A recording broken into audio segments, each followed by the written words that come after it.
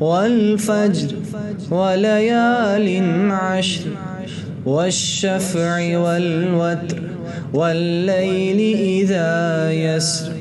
هل في ذلك قسم لذي حجر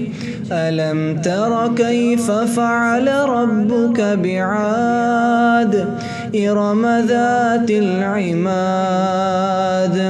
التي لم يخلق مثلها في البلاد وثمود الذين جابوا الصخر بالواد وفرعون ذي الأوتاد الذين طغوا في البلاد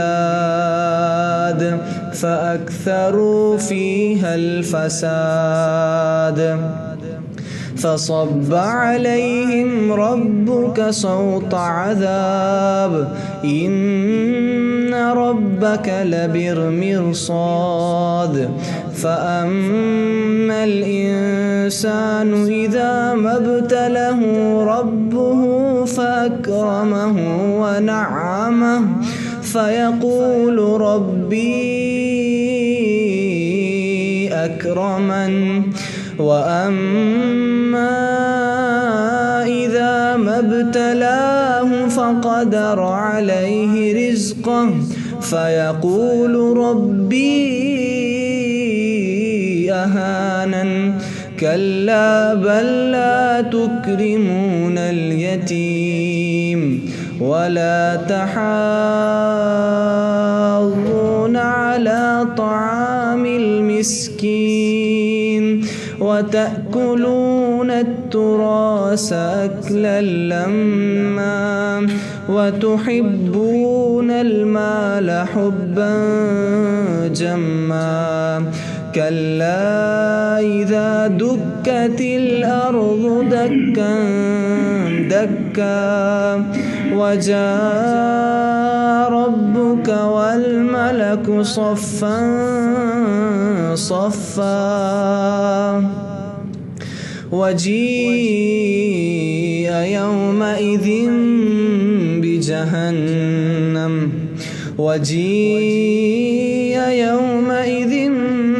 بجهنم يومئذ يتذكر الإنسان وأنى له الذكرى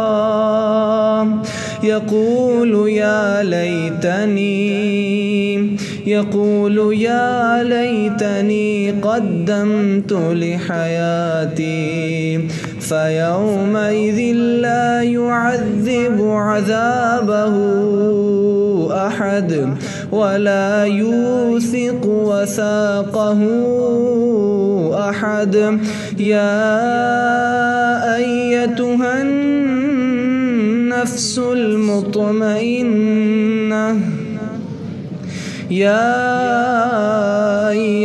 النفس المطمئنة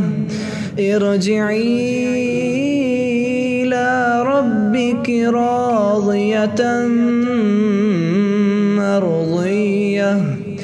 فادخلي في عبادي وادخلي جنتي.